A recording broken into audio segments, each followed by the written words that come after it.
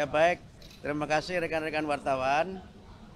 Kami sampaikan bahwa tadi baru saja saya diterima oleh Bapak Presiden. Kami menyampaikan beberapa hal yang berkait dengan kebijakan Kementerian Pendidikan Dasar dan Menengah dan juga beberapa kegiatan yang kami akan laksanakan dalam waktu dekat.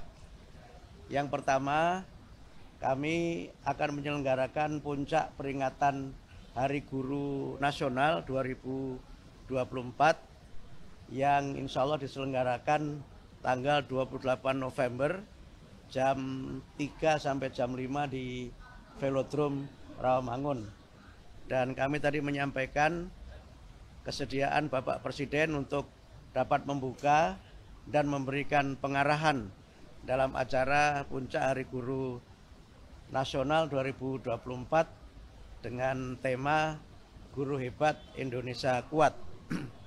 Yang dalam acara tersebut nanti akan disampaikan peningkatan kesejahteraan guru non-ASN sebesar 2 juta rupiah dan peningkatan untuk gaji guru ASN sebesar gaji pokok yang mereka miliki. Nanti akan disampaikan pada saat puncak peringatan Hari Guru. Kemudian yang kedua, kami menyampaikan terkait dengan beberapa yang menjadi kebijakan kami untuk pembelajaran coding sebagai ekstrakurikuler, sebagai kurikulum atau mata pelajaran pilihan di sekolah. Yang dimulai dari sekolah dasar, mungkin nanti kita akan kaji apakah mulai dari kelas 4 atau seterusnya. Dan itu bisa kita selenggarakan sebagai bagian dari materi pelajaran pilihan di sekolah. Dan Pak Presiden sangat mendukung untuk pembelajaran coding di sekolah.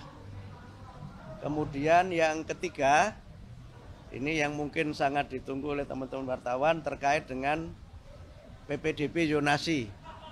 Tadi kami bahas secara khusus dengan Bapak Presiden.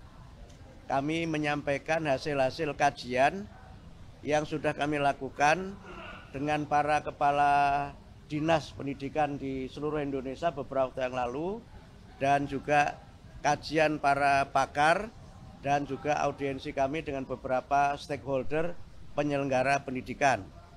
Nah, intinya terkait dengan PPDB, Pak Presiden meminta atau menugaskan kami untuk memperdalam kembali kajian pelaksanaannya, dan nanti keputusan terkait dengan pelaksanaan PPDB akan dibahas secara khusus dalam sidang kabinet. Jadi sekarang kami masih memperdalam kembali kajian tentang PPDB zonasi, dan nanti hasilnya akan kami sampaikan kepada Bapak Presiden dan keputusannya akan ditetapkan dalam sidang kabinet. Saya kira demikian dapat kami sampaikan. Terima kasih. Ya.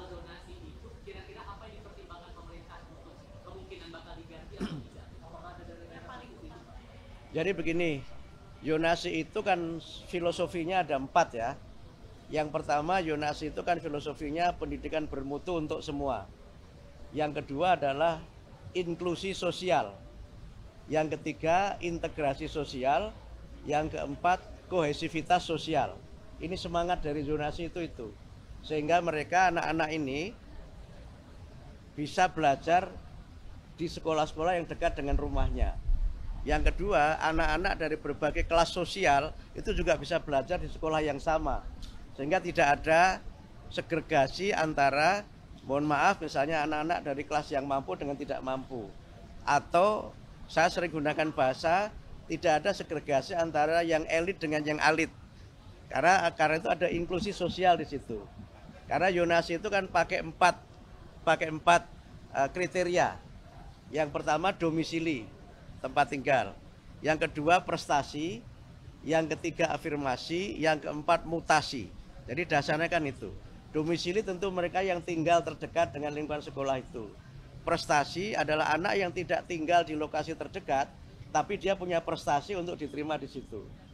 Yang ketiga, afirmasi itu untuk 2 kelompok. Pertama kelompok dari keluarga kurang mampu, yang kedua dari kelompok difabilitas. Nah, mutasi itu adalah anak yang mutasi karena mengikuti tugas orang tuanya. Sehingga dengan 4 kriteria itu, nanti kami akan sempurnakan lagi prosentasenya akan seperti apa. Yang sekarang jadi persoalan kan memang prosentase yang diterima dari domisili itu berapa persen, yang prestasi berapa persen, ini yang seringkali jadi persoalan. Kalau yang afirmasi itu sudah kami patok 20%. Karena bagian dari pemihakan negara terhadap kelompok-kelompok yang memang kita anggap sebagai kelompok lemah. Ya, kelompok yang memang secara ekonomi memang lemah dan memang secara fisik dia kelompok-kelompok difabel. Nah, yang mutasi tentu tidak banyak karena ini kan memang sifatnya ya misalnya wartawan pindah tugas, anaknya harus ikut itu, atau misalnya dosen pindah tugas atau anggota dewan dan sebagainya. Ini tidak banyak jumlahnya. Sehingga karena itu maka kami mencoba untuk melihat ini. Nah, yang kedua yang juga perlu kami lihat berdasarkan pengalaman beberapa daerah, itu nanti juga ada alokasi untuk sekolah swasta. Karena selama ini di antara kritik terhadap zonasi itu banyak sekolah swasta yang tutup, tidak kebagian murid. Sementara negeri itu muridnya berlebih, yang karena muridnya berlebih itu kadang standar mutunya tidak dapat terpenuhi. Karena rasio guru dan murid menjadi tidak seimbang, sarana dan prasarana juga menjadi tidak dapat tersedia dengan sebaik-baiknya. Nah, berbagai kelemahan ini sedang terus kita pelajari dan kami perdalam sehingga mudah-mudahan pada tahun pelajaran 2025-2026 itu kami sudah bisa menerapkan zonasi dengan sistem baru yang kajiannya terus kami lakukan dan keputusannya nanti dalam sidang kabinet. Tidak hanya persentase, tapi juga nanti bagaimana sekolah-sekolah swasta juga. Sekolah-sekolah swasta itu kalau pengaruh beberapa daerah itu kan ada yang kemudian disubsidi. Nah, tapi ini sangat bergantung dari kemampuan pemerintah daerah. Ada juga yang misalnya negeri dibatasi tapi swastanya dilihat akreditasinya. Nah, ini nanti berbagai skenario dan praktek baik yang ada di provinsi-provinsi itu yang coba nanti kita perdalam lagi dan nanti kemudian akan kita ambil kebijakan zonasi sehingga ya dapat mencapai 4 idealisme tadi itu. Pendidikan bermutu untuk semua, kemudian integrasi, inklusi, dan kohesi sosial.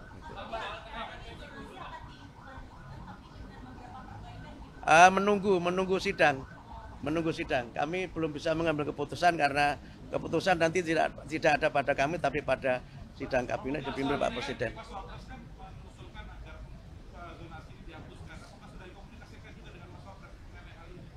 Kami belum bertemu dengan Mas Wapres soal ini. Kami baru menyampaikan kepada Pak Presiden karena kami sudah memang sudah menyampaikan untuk bertemu sudah cukup lama dan minta beliau untuk hadir di acara puncak Hari Guru itu. Gitu ya. Jadi begini. Jadi yang guru non ASN honorer itu dengan dapat sertifikasi, maka pendapatan dia akan menjadi 2 juta. Itu di luar gaji dia di sekolah asalnya ya. Jadi dia kan sudah punya gaji di sekolah asalnya itu. Yang gaji itu bervariasi menurut kemampuan sekolah. Tapi dengan dia sertifikasi, maka dia akan dapat tunjangan sertifikasi sebesar 2 juta itu.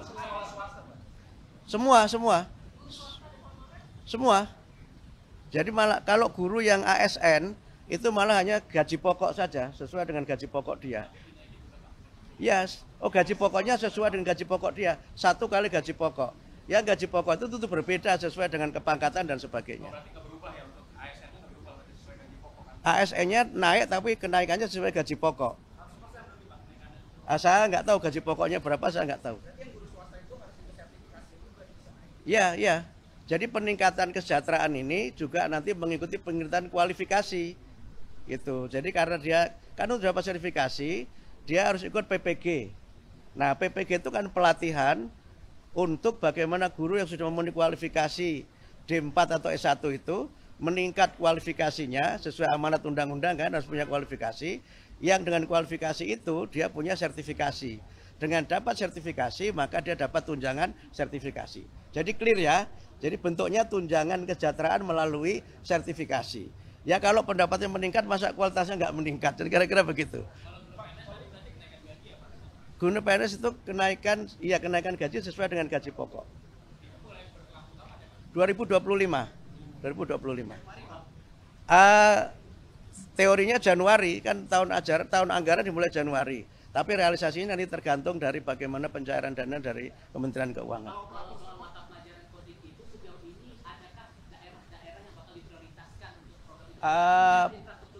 Belum pakai prioritas, tapi kami sudah melakukan kunjungan ke beberapa sekolah yang ternyata sudah banyak yang menyelenggarakan coding.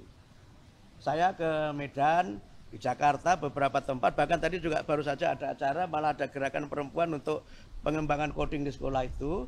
Nah ternyata coding itu variasinya ada 3. Pertama ada coding yang dia online, yang dia memang internet based.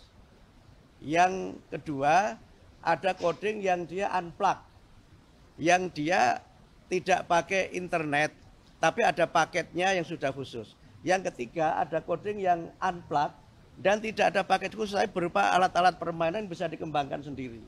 Sehingga dengan variasi ini, kami melihat di lapangan, prakteknya coding itu diselenggarakan dalam 2 mata pelajaran. Yang dia online, itu di mata pelajaran teknik informatika. Tapi yang tidak, itu bisa di mata pelajaran keterampilan. Sehingga dia bisa saja, coding ini tidak menambah mata pelajaran, hanya merubah isi mata pelajaran yang sudah ada. Nah, dengan cara begitu, maka kami mungkin tidak perlu menambah guru, tapi hanya melatih guru yang mengajar coding. Gitu. Karena kan hubungannya dengan infrastruktur, dan kebanyakan infrastruktur yang mendukung itu kebanyakan di sekolah-sekolah yang ada di perkotaan, Pak. Enggak selalu. Ada Yayasan Sukma itu di Palu, di satu kota di mana di Sulawesi Tengah. Jadi enggak selalu di kota, karena kalau dia unplug, tidak usah pakai internet, dia bisa di mana saja. Yang penting ada materinya dan ada tutornya. Yang penting itu.